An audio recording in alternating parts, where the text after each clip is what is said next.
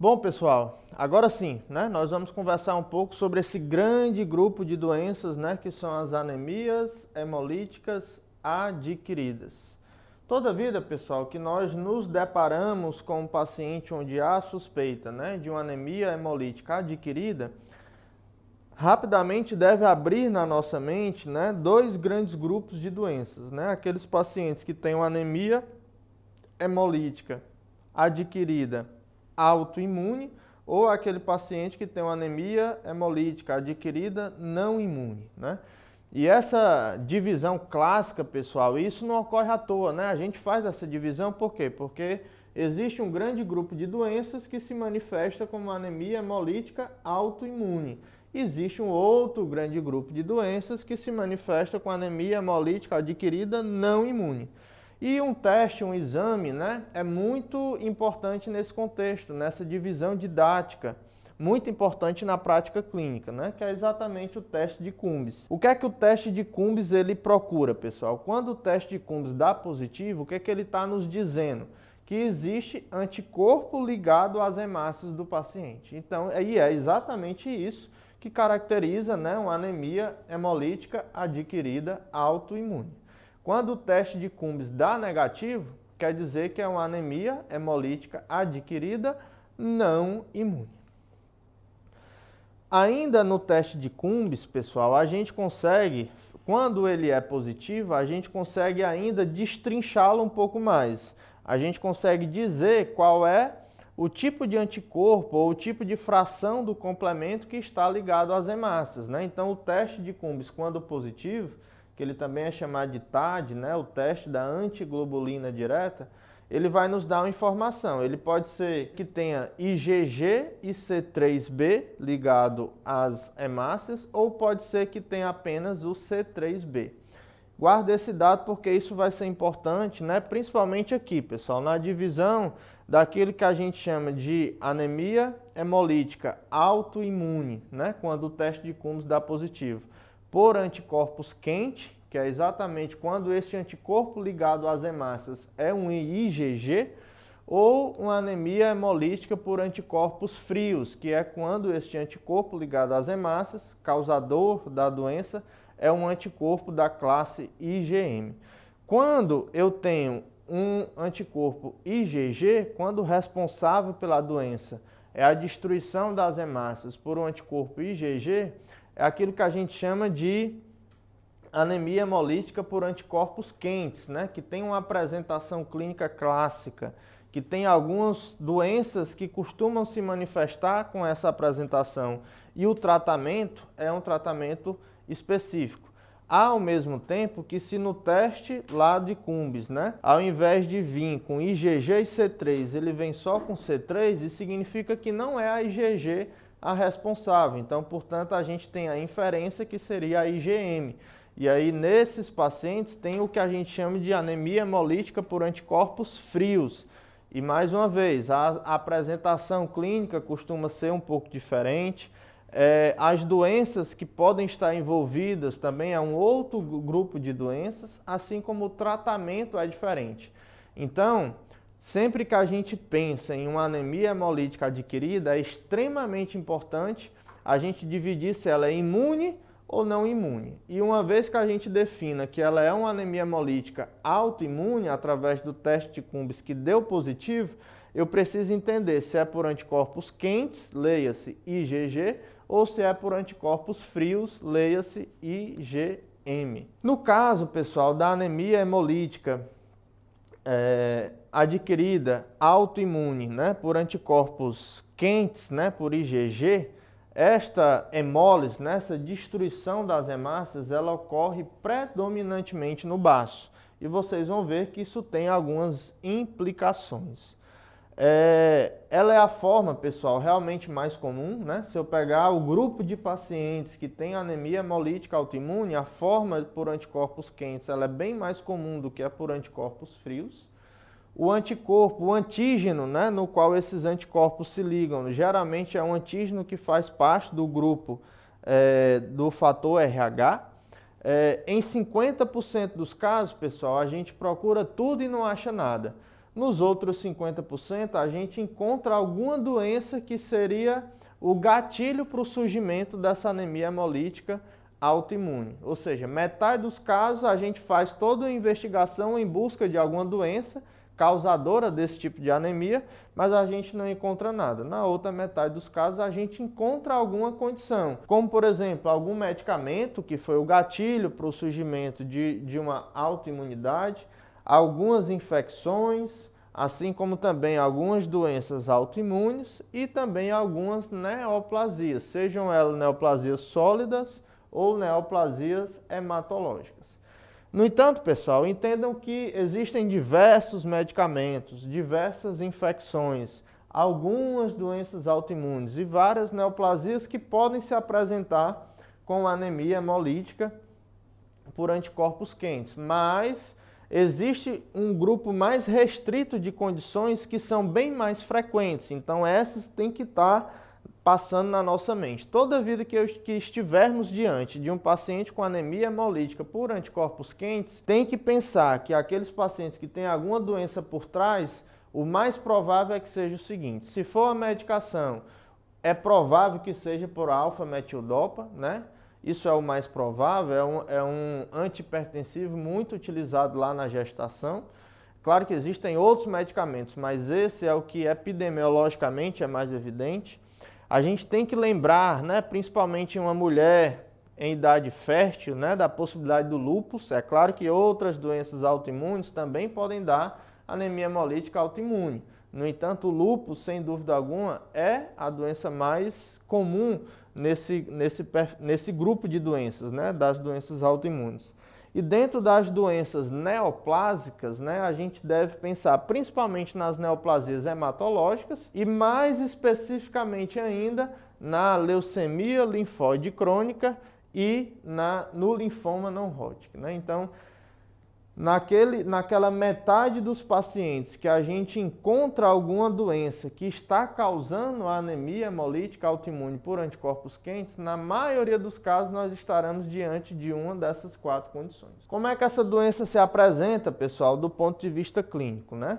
É claro, pessoal, que por ser uma doença autoimune, né, ela acaba sendo mais frequente nas mulheres, neste caso em mulheres com a faixa etária geralmente entre 50 e 60 anos.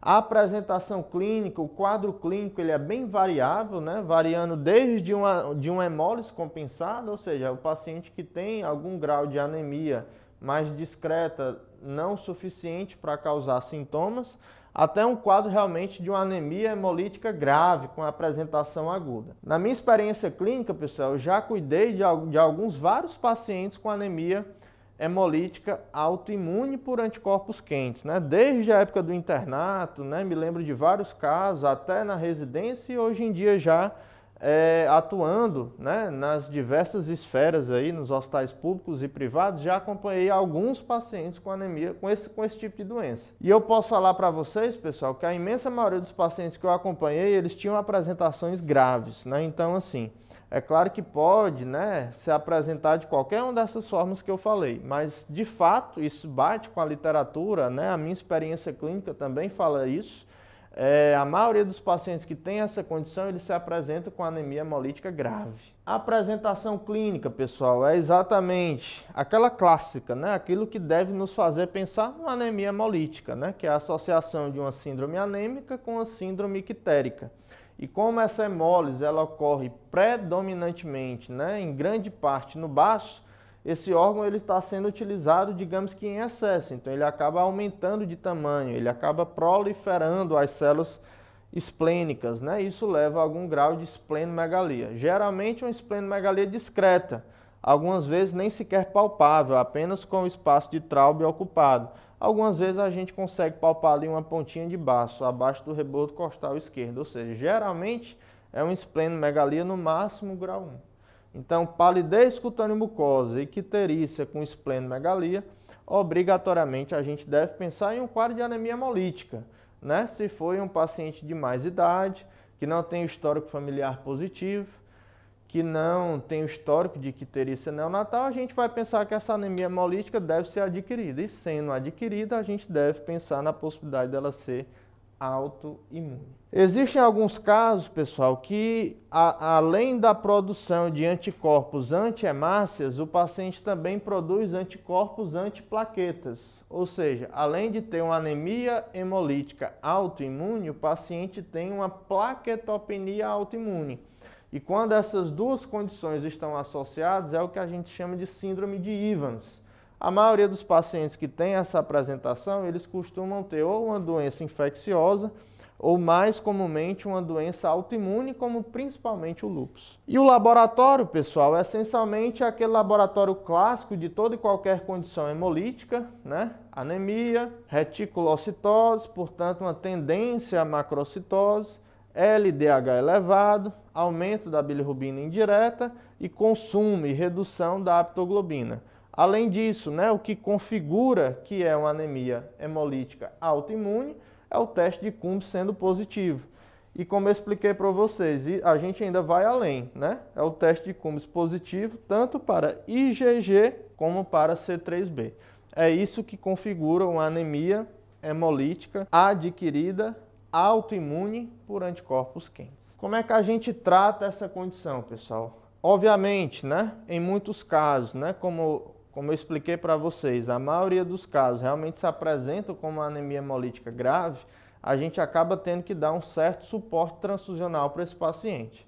E aqui cabe um detalhe, pessoal. Entendam que é o seguinte, esses pacientes eles têm anticorpos anti-hemácias. É como se eles não estivessem aceitando nem sequer as suas próprias hemácias, quem dirá a hemácia de outros pacientes, né? Ou seja, quando a gente vai solicitar a transfusão nesses pacientes, né, a transfusão de um concentrado de hemácias, frequentemente o laboratório vai nos ligar e vai dizer, doutor, a prova cruzada está dando positiva, eu não consigo encontrar nenhuma bolsa de sangue compatível para esse paciente. E aí você tem que informar para o técnico do laboratório, né, que você está diante de uma suspeita de uma anemia hemolítica autoimune. Porque aí com isso ele vai entender que uma vez que que este sangue, né, seja ABO, né, compatível, ou seja, o sistema ABO sendo compatível, porém a prova cruzada sendo positiva, teoricamente ele pode liberar essa bolsa. Por quê? Por que a prova cruzada está dando positivo? Por conta da presença dos autoanticorpos. Muitas vezes, do ponto de vista clínico, a gente tem o cuidado de fazer essa transfusão de uma maneira mais lenta. E aí a gente acaba pedindo para que se fracione esses concentrados de hemácia. A gente pede o que a gente chama de bolsas alicotadas, né?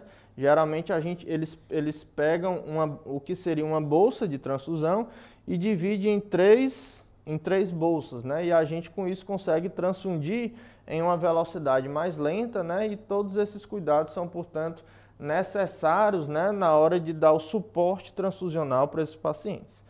E em termos de tratamento específico, pessoal, nós temos essas 4 opções de tratamento, né? O corticoide, a imunoglobulina, o rituximab, que é um anticorpo monoclonal anti-CD20, né, que acaba destruindo ali os linfócitos B, e a esplenectomia, né? E eu coloquei aí nessa ordem porque é exatamente essa ordem que a gente prioriza. Alguns pacientes, quando a gente usa o corticoide, isso é suficiente. Muitas vezes a gente precisa associar o corticoide com a imunoglobulina. Naqueles pacientes que são refratários, né, ao corticoide ou que eventualmente ficam dependentes de doses altas de corticoide, a gente tem que tentar alguma estratégia para desmamar esse corticoide. E aí muitas vezes a estratégia acaba sendo realmente o uso do rituximab e em alguns casos acaba se evoluindo realmente para uma esplenectomia. E claro, pessoal, com todos aqueles cuidados, né, que eu falei para vocês, necessários para se fazer uma esplenectomia com segurança, né, como por exemplo a vacinação para os germes encapsulados, né? Hemófilos, pneumococo e meningococo. Ok, pessoal? Então, isso é o que eu queria conversar com vocês a respeito das anemias hemolíticas adquiridas autoimunes por anticorpos quentes. E agora nós vamos conversar um pouco sobre as anemias hemolíticas autoimunes por anticorpos frios. Como eu falei para vocês, pessoal, essa doença, né, ela se caracteriza pela destruição das hemácias, né, por um anticorpo da subclasse IgM. Habitualmente, pessoal, essa IgM ela se liga ao antígeno I, presente lá na superfície de algumas hemácias. Esses anticorpos eles acabam ganhando o nome, pessoal, de crioaglutininas. E por que isso acontece, pessoal? Por que a gente chama de anemia hemolítica por anticorpos frios? Esse frio e quente, pessoal, ele fala muito a favor da temperatura ideal onde esses anticorpos conseguem agir. Naqueles pacientes que têm uma anemia hemolítica por anticorpos quentes, né, o anticorpo da classe IgG, ele reage muito bem com as hemácias na temperatura ambiente. Diferente dos anticorpos da classe IgM, que geralmente se ligam de uma maneira mais importante às hemácias em baixas temperaturas, como por exemplo as temperaturas da periferia do nosso organismo. Então, geralmente o que acontece? O anticorpo se liga às hemácias, né? Quando elas estão passando lá pela periferia, mas quando elas estão passando pela região mais interna, mais central, onde a temperatura é um pouco mais elevada, elas se desligam das hemácias. Então, geralmente, é mais comum que haja um quadro mais brando, né? Justamente por conta dessa questão da temperatura. E com essa explicação, eu acredito que fica fácil vocês entenderem, né, que uma das coisas que a gente deve propor como medida terapêutica para esses pacientes é evitar uma exposição ao frio. Né? Por quê? Porque isso tem um potencial de aumentar, né, a hemólise. Em boa parte dos casos, pessoal, mais uma vez, a gente procura tudo e não acha nada. Né? Lembra lá que por anticorpos quentes, em metade dos casos a gente encontrava alguma doença e na outra metade a gente não encontrava nenhuma? Aqui é mais ou menos a mesma proporção. Em uma boa parte dos casos, a gente encontra sim alguma doença, no entanto, em outros a gente não encontra nenhuma doença e acaba ganhando o nome de idiopática. Que aqui neste caso, né, a gente acaba chamando realmente de doença das crioaglutininas. Geralmente esta apresentação é mais comum em pessoas de mais idade, né? E a fisiopatologia dessa doença é a expansão clonal de linfócitos B, né, produtores dessa IgM. No entanto, pessoal, em uma parcela dos casos, a gente procura alguma doença e encontra. E quando a gente encontra, que doenças são essas que mais frequentemente são encontradas? É exatamente o lúpus, o linfoma não Hodgkin, a macroglobulinemia de Waldenström e uma doença infecciosa que é o micoplasma, né, um germe frequentemente causador daquilo que a gente chama de pneumonia atípica. Então, naqueles pacientes que a gente encontra alguma etiologia para essa anemia hemolítica autoimune por anticorpos frios, né? Na maioria deles a gente acaba encontrando alguma dessas condições. É uma doença, pessoal, que ela, diferente da anemia hemolítica autoimune por anticorpos quentes, né? Que geralmente ocorria acima dos 50 anos, aqui há um pico bimodal, né? Existe um aumento da incidência em crianças, geralmente associado a infecções, como por exemplo o micoplasma, e há também um aumento da incidência de pessoas com mais idade, principalmente nesse caso relacionado seja a macroglobulinemia de Waldenström, seja ao linfoma não Hodgkin ou eventualmente aquilo que a gente chama de doença das crioaglutininas. Então existem essas duas faixas etárias, né, onde essa doença predomina, nas crianças e nas pessoas com mais idade, acima de 50 anos. Como eu disse para vocês, né, em boa parte dos casos é uma apresentação mais indolente, mais arrastada de uma anemia hemolítica autoimune, adquirida autoimune. No entanto, em alguns casos, realmente é uma apresentação mais grave. E quando é uma apresentação mais grave, quando essa hemólise é muito intensa, pessoal, muitas vezes há um componente de hemólise intravascular bem importante, né? E isso acaba gerando aquelas consequências clássicas da hemólise intravascular, como por exemplo, né, a hemoglobinúria, desculpa, e isso acaba levando a um quadro de insuficiência renal se não for identificada precocemente e tratada adequadamente. A apresentação clássica desses pacientes, mais uma vez, a associação de uma síndrome anêmica com a síndrome ictérica, né? E as manifestações, pessoal, da hemólise intravascular, como por exemplo a presença de colúria. E um dado interessante do exame físico é que muitas vezes esses pacientes apresentam o que a gente chama de acrocianose. Algo semelhante, né, aos quadros de cianose, né? Mas assim, na verdade, a acrocianose essencialmente é quando os vasos da periferia, das extremidades, eles ficam mais visíveis, né? Por quê? Porque acumula sangue, gera uma certa estase sanguínea, porque as hemácias ficam aglutinadas nesses vasos da periferia por conta da temperatura ser mais baixa. Então, isso eventualmente pode ser uma dica, né, do ponto de vista clínico, para a gente pensar nessas doenças, né? Tem um paciente com síndrome anêmica, associado a síndrome ictérica. Além disso, ele tem colúria. E se associado a tudo isso, a gente observar esse dado semiológico, né, que é a presença de acrocianose, isso realmente acaba fazendo muito a gente pensar na possibilidade de uma anemia hemolítica autoimune por anticorpos frios. Às vezes, pessoal, a gente pode até ser de certa forma ousado, né? Tentar dar o diagnóstico dessa condição fazendo um teste à beira-leito, né? É fácil entender. Esses anticorpos, eles não reagem com as hemácias, né? Principalmente a baixas temperaturas. O que a gente pode fazer? Colher uma amostra de sangue desse paciente e imediatamente colocar esse tubo de coleta dentro do congelador, né? Quando esse sangue ele é resfriado, então vai haver o que? A aglutinação das hemácias. Então você vai observar isso no tubo, né, que foi coletado o exame.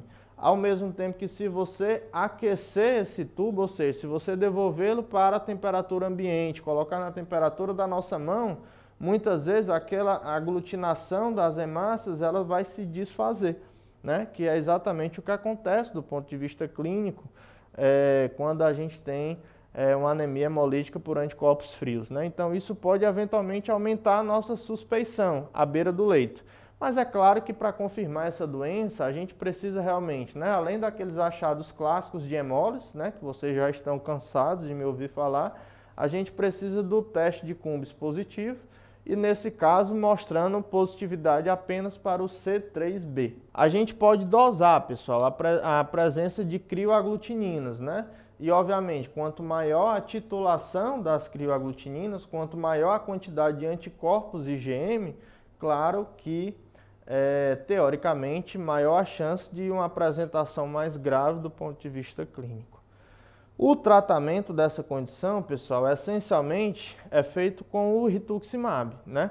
Daí a importância da gente distinguir, tanto do ponto de vista clínico como do ponto de vista laboratorial, uma anemia hemolítica autoimune por anticorpos quentes e por anticorpos frios. Por quê? Porque quando a gente está diante de uma anemia hemolítica por anticorpos quentes, antes do rituximab, habitualmente a gente tenta o corticoide, a gente tenta as imunoglobulinas. Ao mesmo tempo que, se for por anticorpos frios, é esperado que a resposta ao corticoide seja frusta, ao mesmo tempo que também é esperado que a resposta às imunoglobulinas não sejam tão boas. Por quê, pessoal? Porque essa hemólise ela não ocorre lá no baço, né? Ela não é uma hemólise extravascular. Neste caso, né, das anemias hemolíticas por anticorpos frios, a hemólise é predominantemente intravascular. Então não adianta combater como a gente combate aquela que é extravascular. Então por isso que a gente pula etapas e acaba indicando de cara como tratamento de primeira linha o Mabtera, né, que é o rituximab, um anticorpo monoclonal anti-CD20. Existe um tipo específico, raro, né, mas bem específico, de anemia hemolítica autoimune, que é aquilo que eles chamam de anticorpos de Donat-Landsteiner, né? Essencialmente, pessoal, esse nome aí bem complexo, bem complicado, ele quer dizer o quê? É um anticorpo IgG, mas que se apresenta habitualmente, clinicamente, como se fosse um anticorpo da classe IgM. Ou seja, é uma anemia hemolítica autoimune, onde o teste de Cumbis dá positivo para IgG, mas a apresentação clínica lembra muito mais aquela apresentação clássica de um anticorpo frio, de um anticorpo da classe IgM. Habitualmente, pessoal, isso ocorre secundária a quadros infecciosos, e a doença que mais comumente está associada a esse tipo de anemia hemolítica é a sífilis, né, na sua apresentação terciária. E também em algumas outras infecções, né, como principalmente infecções virais, aquelas que são mais comuns nas crianças, né? Então, são esses dois perfis aí de pacientes: pacientes adultos com sífilis terciária e crianças, né, com quadros com esse quadro clínico sendo precedido por quadros virais. E aí, pessoal, nós fechamos aqui, né, esse grupo de doenças que é exatamente as anemias hemolíticas adquiridas autoimunes, né? O próximo grupo de doenças que nós vamos conversar na próxima aula são as anemias hemolíticas adquiridas não imunes, ou seja, onde o teste de Cumbs dá negativo, onde não se flagra, onde não se detecta anticorpo ligado às hemácias.